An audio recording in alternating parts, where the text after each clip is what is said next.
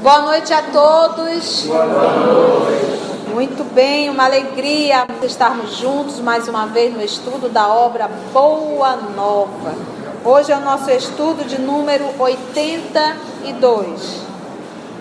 Que o nosso Senhor Jesus, os nossos amigos espirituais possam nos inspirar nesse momento em que nós estamos finalizando hoje o capítulo 26, a negação de Pedro.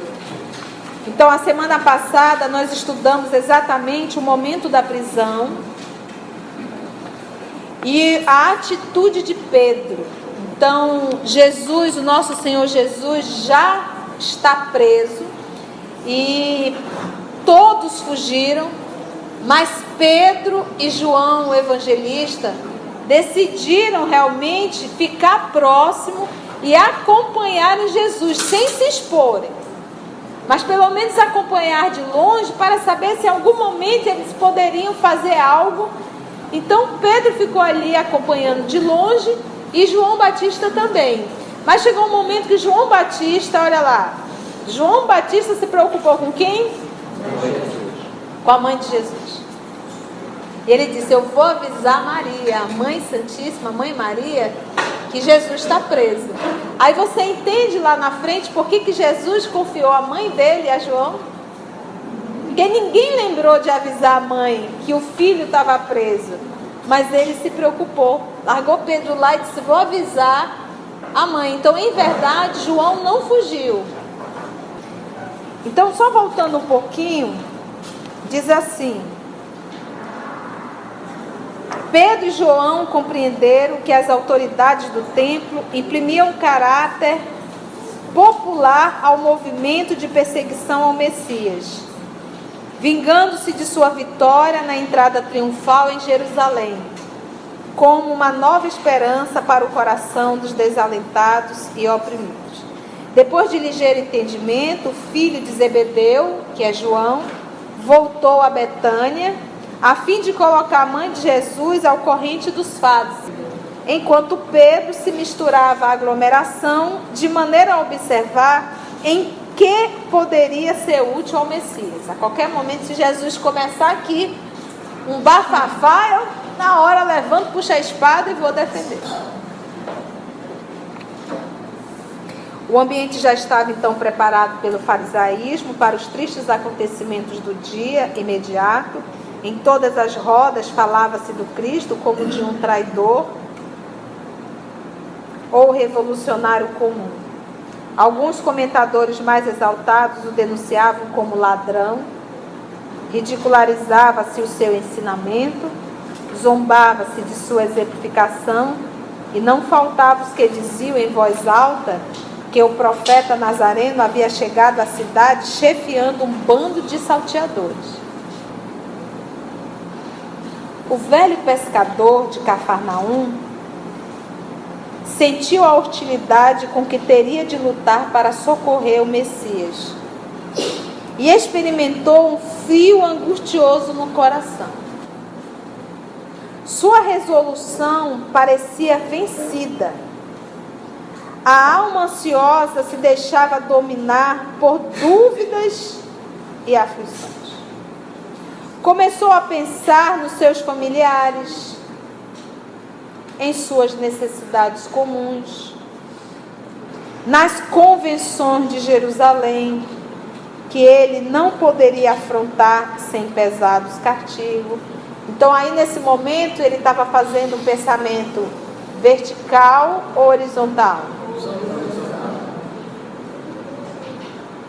Por isso é que Jesus diz: todo aquele que quiser salvar a própria vida, perdê-la-á. Pedro, nós vamos acompanhar ele na obra Paulo Estevam. Ele carregava uma culpa muito grande por ter negado Jesus. E ele assumia isso em frente aos demais discípulos. Ele dizia assim: eu mesmo neguei o Senhor.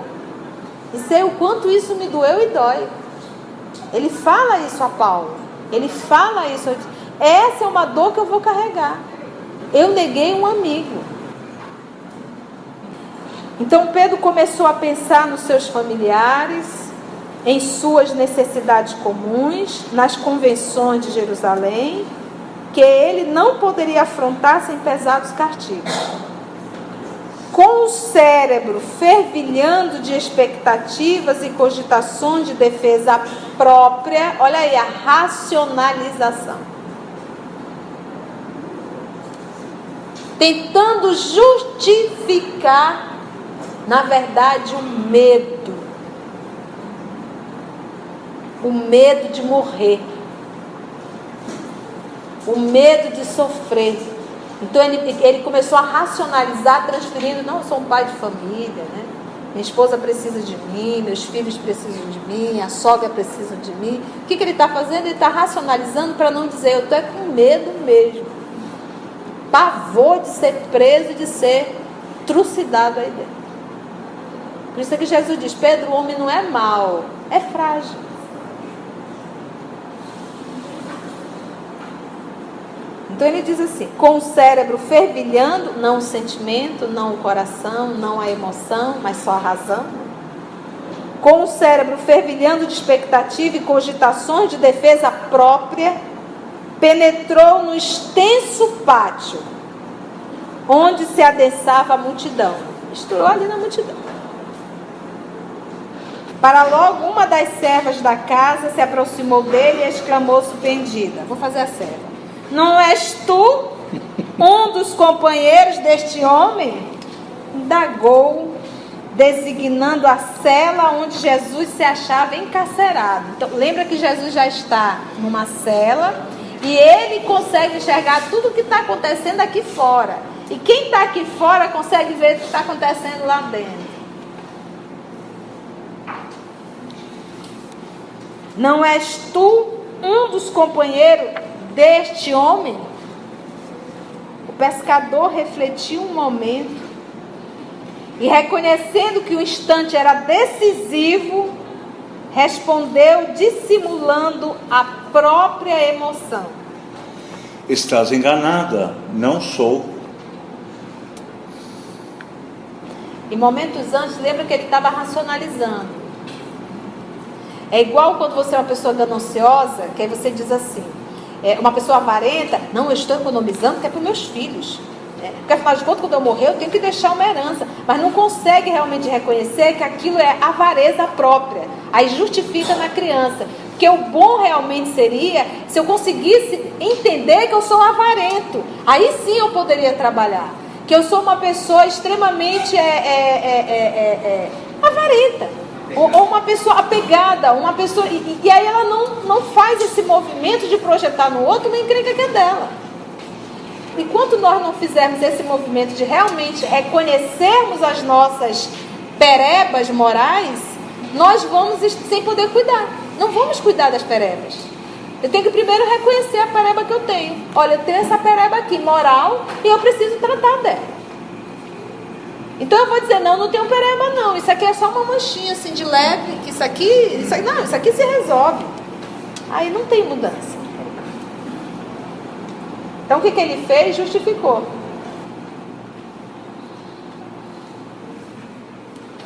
O apóstolo ponderou aquela primeira negativa e pôs-se a considerar que semelhante procedimento, aos seus olhos, era o mais razoável. O que ele fez novamente? Racionalizou. Eu sei que nós não fazemos isso no dia a dia, né?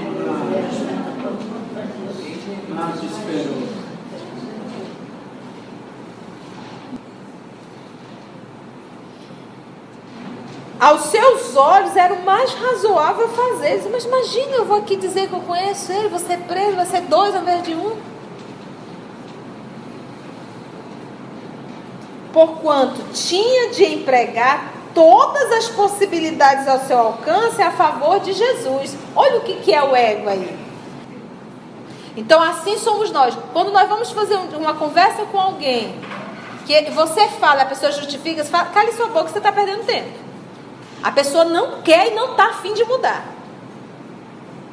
Você vai perder seu tempo, desde que a dor ainda não foi suficiente nela.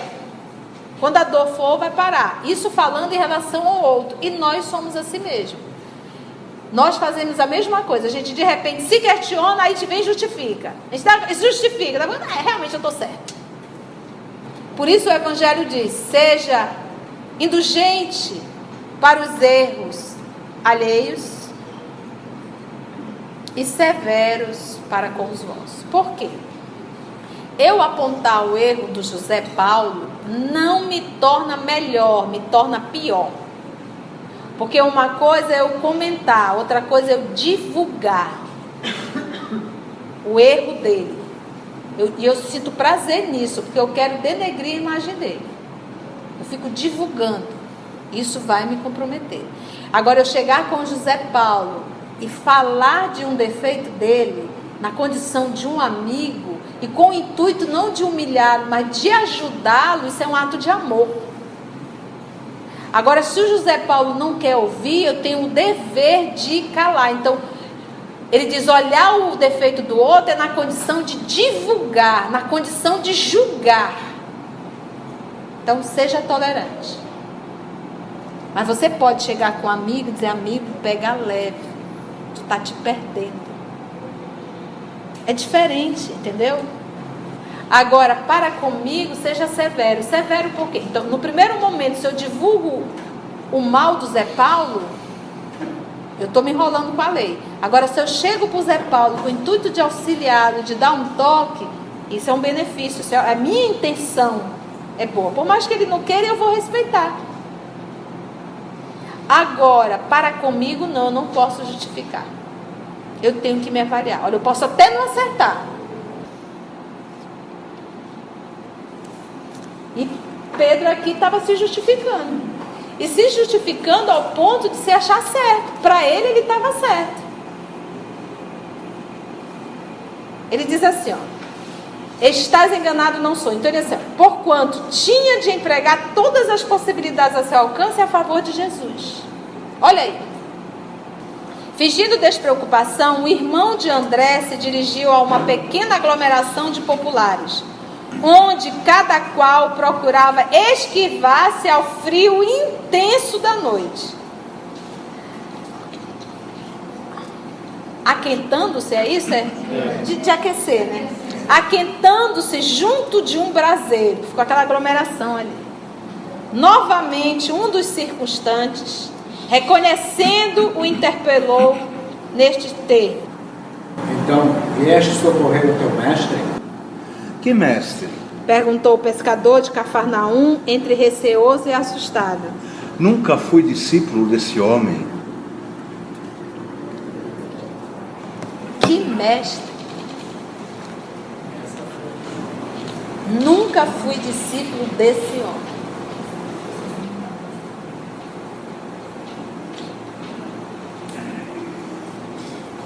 Se na primeira negação ele tivesse feito uma autoavaliação e tivesse verdadeiramente enxergado a sua pereba, talvez essa resposta agora tivesse sido diferente. Haveria uma mudança. Mas na primeira negação, ele já iniciou lá atrás se justificando, pensando na família. Na primeira negação, ele se justificou de uma tal forma que deu força para ele negar mais ainda. É exatamente nesse processo de negação que vai crescendo quando nós negamos o Cristo em nós. Quando é que nós negamos o Cristo, gente? Quando a nossa atitude não condiz com o que a gente aprendeu com ele. Por exemplo, essa atitude de Pedro não condiz com quem conviveu. Então, toda vez que eu faço algo que não está de comum acordo com o que nós estudamos, naquele momento eu estou negando Cristo. Você imagina, é o momento do testemunho. Você imagina o que o nosso querido Paulo diz? O momento mais difícil foi o encontro dele com o pai dele. Que o pai dele disse assim: escolha, ou o carpinteiro ou eu. Meu pai, nós dois precisamos de Jesus. O pai só fez virar as costas e sair. Ele poderia dizer: meu pai, né? Então Jesus vai entender. Então, vou escolher aqui, mas para justificar, porque o pai tinha dinheiro. E muito. E Paulo estava na miséria. E com fome.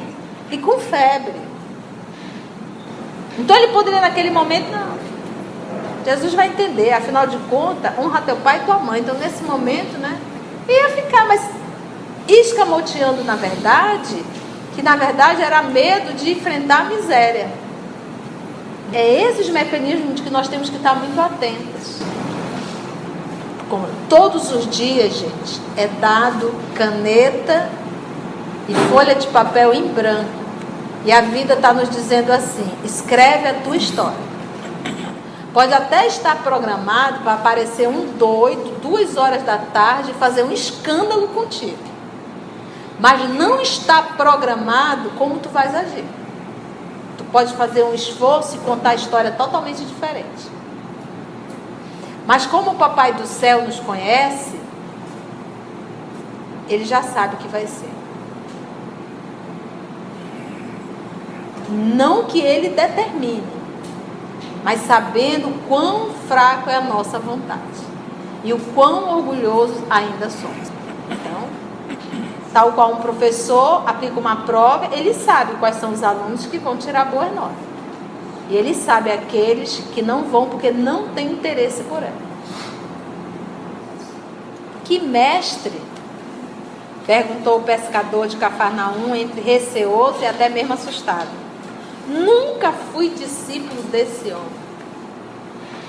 Fornecida essa explicação, todo o grupo se sentiu à vontade para comentar a situação do prisioneiro. Então, começaram a fofocada, rolou. Era tarde, avançada a hora, estava frio, mas o povo estava ali na fofoca, entendeu? Querendo saber o zum de tudo. E aí começou a fofoca e Pedro presente.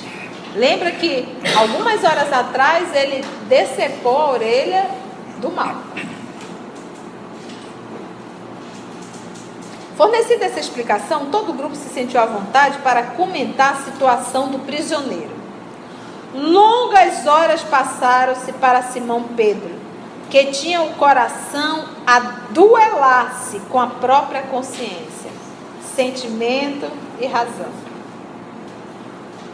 Naqueles instantes penosos em que fora chamado ao testemunho, a noite ia adiantada, quando alguns servidores vieram servir bilhas de vinho. Um deles, encarando o discípulo com certo espanto, exclamou de súbito: é bem aquele discípulo que nos atacou a espada entre as árvores do horto. Simão ergueu-se, pálido. Meu Deus, eu cortei a orelha desse.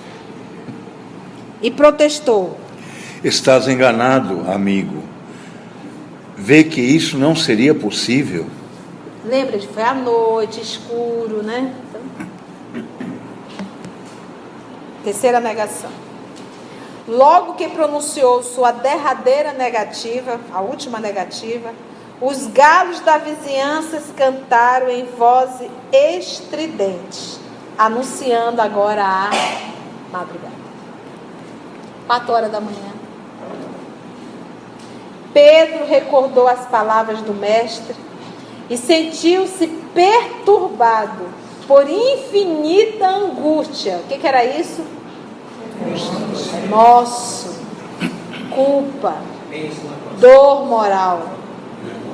E, gente, vergonha. E só uma...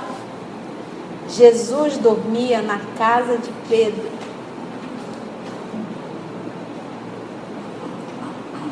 Era um amigo que dormia na casa dele. Faziam as refeições juntos. Era aquele amigo bem próximo, que participava da rotina do lar. O primeiro evangelho no lar foi na casa de Pedro, como diz lá o Neo Lúcio, né?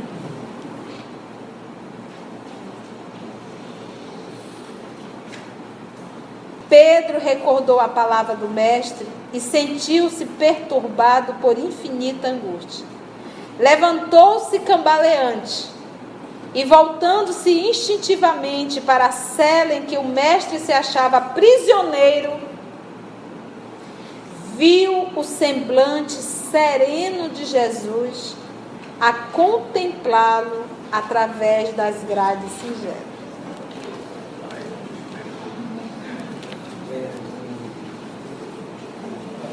Aí dói, né?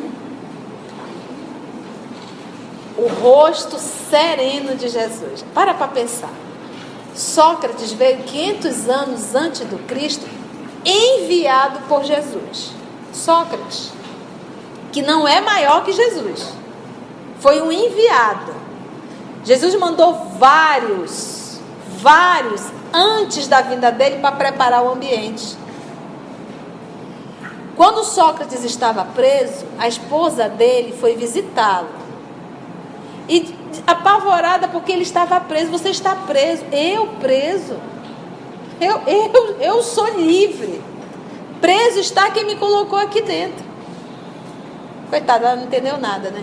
E ela disse assim, mas é um erro, é uma injustiça você estar aqui. E tu queria que fosse justa a minha prisão? Ou seja, tu queria que eu tivesse errado para poder ser justo? Então você imagina uma personalidade Sócrates, que é um enviado do nosso Senhor Jesus, que está bem abaixo ainda dele. Você imagina um Cristo, tu acha que ele está perturbado com a prisão?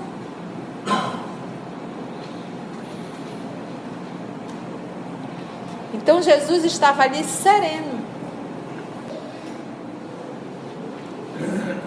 Presa de indizível remorso, o apóstolo retirou-se envergonhado de si mesmo. Dando alguns passos, então alcançou os muros exteriores, onde se deteve a chorar amargamente. Olha só, viu o semblante sereno de Jesus a contemplá-lo através de grades singelas. Então, o olhar do Cristo não foi de censura, de assim, eu te disse. Em nenhum momento o olhar de crítica. Eu te amo pela alegria de te amar, não de ser correspondido pelo teu amor. A traição de Pedro, a negação de Pedro, não diminuiu o amor do Cristo por ele. É o que nós chamamos de um amor na sua plenitude, que nada mais interfere nesse amor. Faça o que o outro fizer.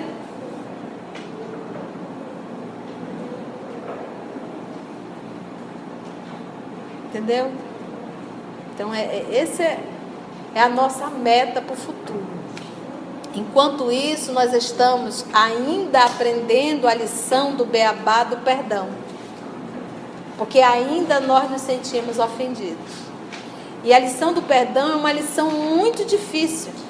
Porque depois que a mágoa se instala em nós, dói muito o perdão. Até nós chegarmos ao nível de o outro fazer e eu não mais necessitar de dar perdão, porque eu não deixei a mágoa se instalar. Essa é a mais fácil. A mais fácil é não deixar a mágoa se instalar. A mais difícil é eu deixo a mágoa se instalar e aí eu vou ter que fazer o movimento de nadar contra a correnteza para perdoar. Então nós, na verdade, buscamos o caminho mais complexo, mais doloroso e mais trabalhoso. A gente costuma dizer, eu não gosto de trabalho, mas quando se fala em evolução moral, nós buscamos sempre o caminho com maior índice de pedregulho.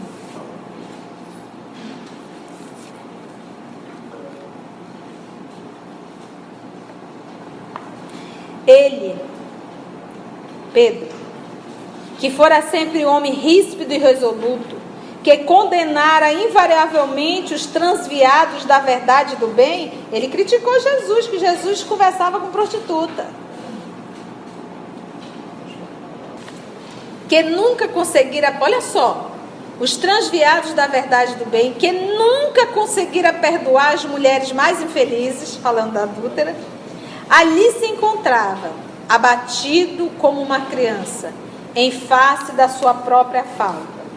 Começava a entender a razão de certas experiências dolorosas de seus irmãos em humanidade. Começava a entender a razão de certas experiências dolorosas de seus irmãos em humanidade. Em seu espírito, como que desabrochava uma fonte de novas considerações pelos infortunados da vida. Desejava ansiosamente ajoelhar-se ante o Messias e suplicar-lhe perdão para a sua queda dolorosa. Meus irmãos, um olhar de compaixão do Cristo a Pedro fez todo esse movimento dentro dele. Porque um olhar pode mudar a vida de um ser humano para o bem ou para o mal. Se é de alguém que a gente muito ama.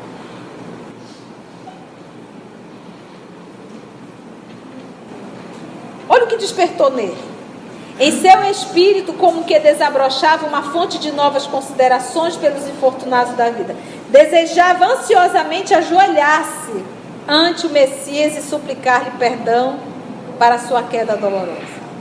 Através do véu de lágrimas que lhe obscurecia os olhos de tanto que ele chorava, Simão Pedro experimentou uma visão consoladora e generosa. Figurou-se-lhe que o Mestre vinha vê-lo em espírito, na solidão da noite, trazendo nos lábios aquele mesmo sorriso sereno de todos os dias. Ante a emoção confortadora e divina, Pedro ajoelhou-se e murmurou: Senhor, perdoai-me. Mas, nesse instante, nada mais viu. Na confusão de seus angustiados pensamentos, luar alvíssimo enfeitava de luz as vielas desoladas.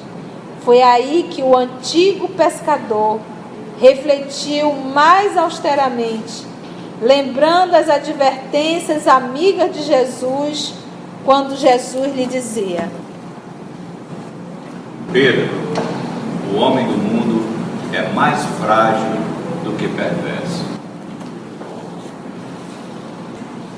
Você vê aí o desfecho da história e o movimento que Pedro fez assim. Olha, diz o nosso Humberto, Pedro era um homem que não perdoava, Pedro era um homem muito duro, muito moralista, e de repente ele se viu numa situação: olha, eu errei. Eu não tenho moral para isso. Eu neguei o amigo. Então o que ele fez? Nesse momento é como se dissesse assim: eu quero cuidar do outro para eu tentar amenizar o mal que eu fiz, inclusive ao outro, maltratando. Então a forma que ele arrumou de se redimir com Cristo foi justamente esse movimento. O que Pedro fez? Eles voltaram para Nazaré. Teve aquele momento da festa do Pentecoste, né, que eles voltaram para o templo. Teve aquele momento que vários começaram a falar em idiomas diferentes. Mas Pedro acabou trazendo toda a sua família para Jerusalém. E a casa de Pedro virou a casa do caminho. Uma instituição, foi a primeira instituição a atender idosos, crianças abandonadas, leprosos. E ali era um apoio para toda uma sociedade. Pedro anulou a sua vida inteira depois desse momento, se dedicando a apacentar as ovelhas do nosso Senhor Jesus. Já bem envelhecido, passando por humilhações, teve que sair de Jerusalém e foi para Roma. Paulo, sabendo da vinda dele para Roma, se uniram, prepararam uma casa singela, um deu um objeto, outro deu outro objeto, ali organizaram a casinha para que pudessem receber Pedro. Conta-se a lenda, não tem assim nada fechado, que Pedro, a probabilidade realmente foi morto em Roma, porque em Roma também estava tendo um grupo, um alto índice realmente de perseguição aos cristãos, porque Nero atribuiu o incêndio que ele mesmo cometeu aos cristãos. Na verdade, não foi nem ele fez uma reunião e o próprio povo sugeriu, devem ter sido os cristãos. Ele gostou da ideia e aí começou uma grande perseguição. Conta-se a história que Pedro também foi morto, que foi crucificado e que ele solicitou, que ele não era digno de ser crucificado tal qual o mestre, e pediu que fosse crucificado de cabeça para baixo. Mas não tem nada, mesmo na literatura espírita eu ainda não achei nada. Caso alguém ache, traga para mim, que até eu gostaria de saber. Mas o que nós sabemos é que ele foi até o final. Eu acho que a gente erra, mas nós devemos não permanecer no erro, fazermos realmente uma autoavaliação e recuperar o mal que fizemos. Não adianta a gente ficar se lamentando, não adianta a gente ficar se chicoteando. Isso não resolve, gente, não resolve. A culpa, ela só traz doença. Às vezes as mulheres que praticaram aborto carregam uma culpa tão grande que elas acabam adoecendo, o útero vira um câncer. De tanta culpa que carrega. Não foi pelo ato de ter feito o aborto, foi pelo ato de se culpar bastante, se destruir. Então, é a fala do nosso Senhor Jesus: levanta-te e vá recuperar o mal feito. Mulher, eu também não te condeno, vai, não torne mais a pecar. Porque ele falou a Paulo: não te revolte contra os aguilhões.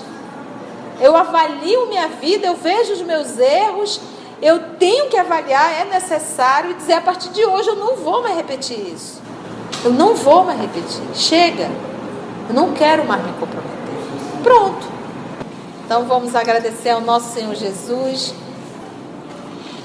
Meus irmãos, vamos então elevar o nosso pensamento, aproveitarmos sempre esse ambiente onde nós estamos também com o pensamento apaziguado, reflexivo.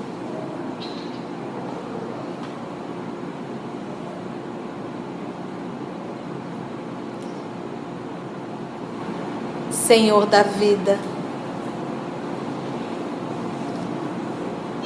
não temos muito nem a falar, porque as lições foram grandiosas.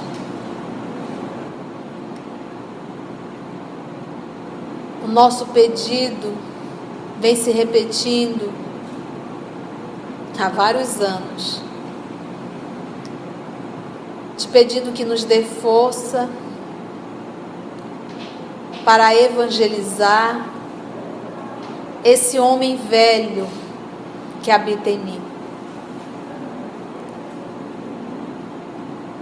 Que possamos, amor querido, entendermos que a humildade é a chave para as demais virtudes.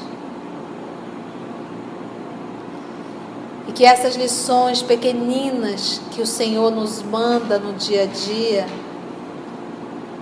na convivência profissional, dentro de casa, no trânsito, dentro de centros comerciais, dentro do nosso condomínio, essa convivência pequena, que é um exercício para educarmos a nossa condição de ser humano. Muito obrigada, amor querido, por não desistir de nós. E muito obrigada a todos vocês, companheiros, trabalhadores, amigos espirituais,